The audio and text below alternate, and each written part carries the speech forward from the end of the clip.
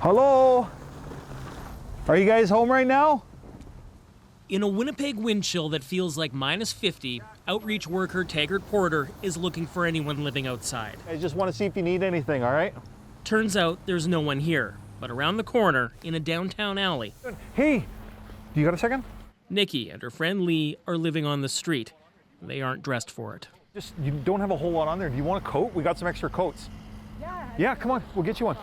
They say they don't feel safe in shelters, so a couple minutes later, they're both given special jackets that double as sleeping bags. It means like a whole lot to me because this jacket, I feel the cold air coming up my stomach. So you're sleeping outside? Sleeping outside. How's that been? It's been hard.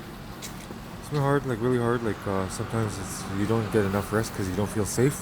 Similar stories in other cities. In the United States, this cold snap is being blamed for at least 6 deaths and other problems in some cities that weren't prepared or equipped.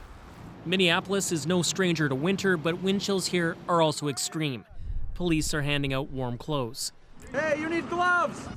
In Chicago, cold temperatures neared record lows, causing its normally ice-free river to freeze. We have coffee and cocoa. Of course, dangerous is relative. In Indianapolis, -17 is enough to issue public warnings. Please take precaution. Are you sure you don't want me to grab a bag? Okay. Back in Winnipeg, the Salvation Army is going out nightly to bring people into shelters. We want to make sure that we're available, we're showing people support, and trying not to let anybody fall through the cracks. Up on the roof of this building here. Porter is literally looking in the cracks, anywhere someone might be sleeping. Yeah, we'll just keep coming by until we connect. And hopefully get more people out of the cold. Cameron McIntosh, CBC News, Winnipeg. Cam mentioned Chicago. It was actually colder today than parts of Antarctica. You can imagine how just being outside, never mind actually getting around, is agonizing. And yet, the city must keep moving. So here's what they do to keep the trains running. They light the tracks on fire and makes for a surreal commute. They're not always successful, though. The cold shut down this train station, possibly for days. And for others, it's either a slow, careful drive or a slow, punishing walk. And yet, sometimes, all you can do is share the laughs, even the beauty, online. From a sudden interest in sub-zero science to these striking images of a kind of cold that's hard to comprehend. Okay, now this is the point where our meteorologist makes sense of it all. Johanna Wagstaff joining us from Vancouver. And Joe, we've heard about the polar vortex. Remind us what exactly is going on there.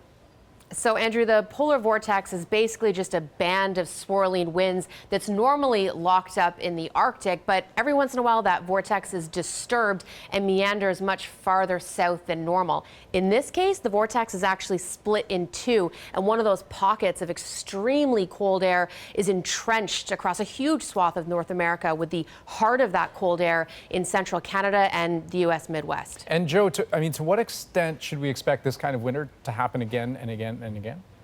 Well, there's more and more research connecting climate change and a warming climate to impacts on the jet stream. The temperature differences in our warming climate between the Arctic and the rest of the globe aren't as great because the Arctic is warming so much faster. And that's causing the jet stream to slow down, become wavier, meander more. And that opens the door to these weather events that get sort of locked in place longer than normal. So while we won't see every winter look like this, what we will see is more extreme weather events like this one. Okay. Johanna Wagstaff, thanks so much. You're welcome.